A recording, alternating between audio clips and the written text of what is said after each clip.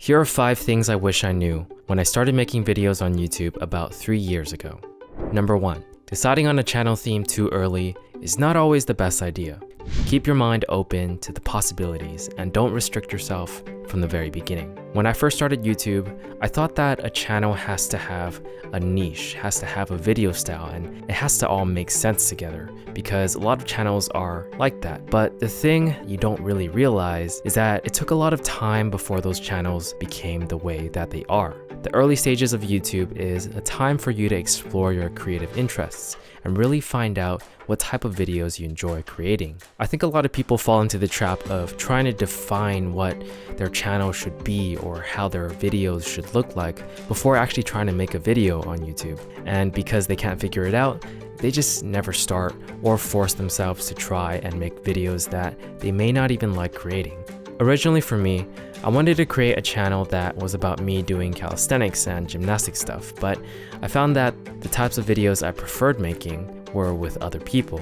So then I created a channel where me and my friends talked about TV shows, movies, and anime, and I found that my enjoyment for that channel overall was higher because of the social interaction. Now for this channel, I originally created Dreamlit because I wanted to exercise what I learned from self-improvement books. But more recently, I've been instead making videos about challenges where I actually try some of the advice from those books, and I find that those are videos that I enjoy making more of. In the beginning, I felt like I had to create a video and then make another video that was in the exact same style and theme as the previous video. And from there, I thought that what I needed to do was do that over and over again, forever. That's definitely a valid approach if you hit on something you like, but for me, I prefer the path of evolution and change and seeing where my creative journey takes me.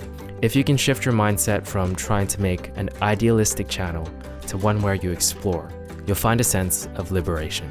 Number 2, it is completely okay to emulate somebody else's video style. I know this might rub some people the wrong way, but honestly, having the mindset of trying to avoid learning from how other people create their videos is very restrictive. I started off being inspired by a channel called Fight Mediocrity, and as I explored more, I've been sort of doing more of what a lot of other YouTubers do with the whole talking to the camera thing. But having done many different types of videos has given me a broader perspective and the knowledge of how to combine certain styles and create an even more unique video experience. It's sort of like this. Every great artist in the beginning essentially learns by reproducing what other artists have already created. There's really no skipping steps. If you want to learn how to play an instrument, guess what? You'll be learning how to play pieces millions of other people have learned as well. Same for video. You're going to have to learn how to create videos that pretty much are the same as other people. But unlike learning an instrument, there's no real handbook that teaches you, learn how to create this video and then that, and you'll increase your skill level. That's why it's totally okay to just do it by ear, or in this case, do it by sight. Watch how someone else does it, and if you really like it, try and replicate it. And once you have a handle on it, evolve it into your own style. That is honestly the fastest way to learn, and that's sort of what I've been doing more often these days in terms of exploring how I format my videos. It's also definitely very fun to try. Number 3, try to think for the long term. After you've explored and you're at a stage where you feel like you want to hone in on a niche for your channel, you gotta ask yourself a few questions. First, are you passionate about that niche, and do you see yourself still involved in it for years to come? If the answer isn't an immediate yes, like a visceral feeling inside of you saying yes, definitely, and it's closer to a maybe sort of, then it's probably not a good idea to commit yourself to that niche. For me, I've actually grown quite distant from the whole self-help niche as it's known on the internet. I've stopped reading self-improvement books, and I've really focused in on myself as a person and my personal growth. So my channel has sort of become more about my personal journey and my advice to others as I'm going through that journey. So it's a channel that's more or less built around me and my experiences, but at the same time, it lends itself to the self-improvement niche. It's sort of difficult to understand the distinction when I just say it, but trust me, it feels very different. One is sort of an approach where I try to just reiterate points and explain concepts from a book, and the other is more of me telling a personal story with a lesson or going through a productivity challenge and telling you guys what I learned, and so on. In many ways, I'm still in the self-improvement niche. It's just my approach has changed significantly, and it's an approach that offers me much greater fulfillment and joy. I'm lucky that I had that option though. If you chose a niche where it's much more difficult to do something like that, well, you're most likely going to feel trapped in that niche that you've now grown tired of. So really consider this point before you decide to charge on ahead. Number 4, when you start, forget about views and create because you want to. I think one of the greatest enemies people face in the beginning is discouragement from numbers. You worked super hard to create a video that you personally love watching, but after you upload it, it hardly gets any views. And then from there, you sort of hate the video a little bit. You hate that you spent so much time on it and that it brought you very little results. I've gone through that, and I really wish I didn't focus so much on the numbers and just focus on the fact that I created an awesome video that I personally love.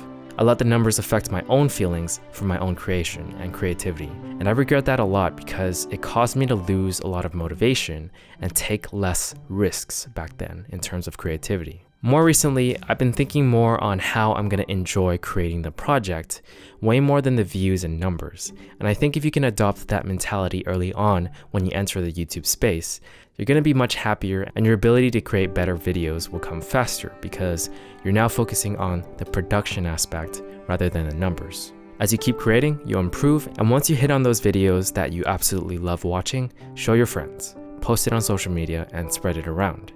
Know that no matter how many views you get, you enjoyed making that video and it's a creation you love. Number 5, a lot of YouTube is a mental battle. Prepare yourself because if you're going to try to grow a YouTube channel, it's not going to be easy. If you're planning on making money quickly, scrap those plans and go somewhere else because unless you already have a following elsewhere and have great video creation skills, it's just not going to happen. It's going to take a lot of long hours of figuring stuff out you don't know how to do, a lot of potentially being ignored on social media, a lot of strange or hateful comments, a lot of work that can sometimes feel wasted because you end up creating something that just doesn't get viewed or isn't something that you personally like.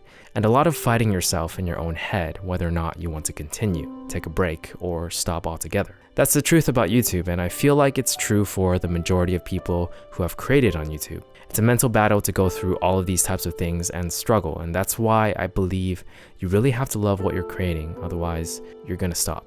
I've seen it happen to other people I know. Losing interest in your own channel is a thing I've experienced myself, and that's why I try to evolve the way I create my videos, even if I know that it doesn't necessarily get me more views. It's what keeps me motivated to continue this path with a renewed sense of interest each time. So if you're getting ready to enter the YouTube space, be prepared to go through a pretty chaotic but fun journey. Those were 5 lessons or things I wish I knew when I first started YouTube. I'm planning on covering more YouTube related topics on my other channel, Dreamlit Academy, if you're interested. That channel also covers other video production aspects if you're new to making videos or editing. So definitely subscribe to that channel if that's what you're looking for. I'll leave a link below. Also, if you've already been on your YouTube journey, why not tell us about a lesson you feel can help everybody out in the comments so everyone can benefit from each other's wisdom and experience. Thanks a bunch for watching. I'll see you in the next one.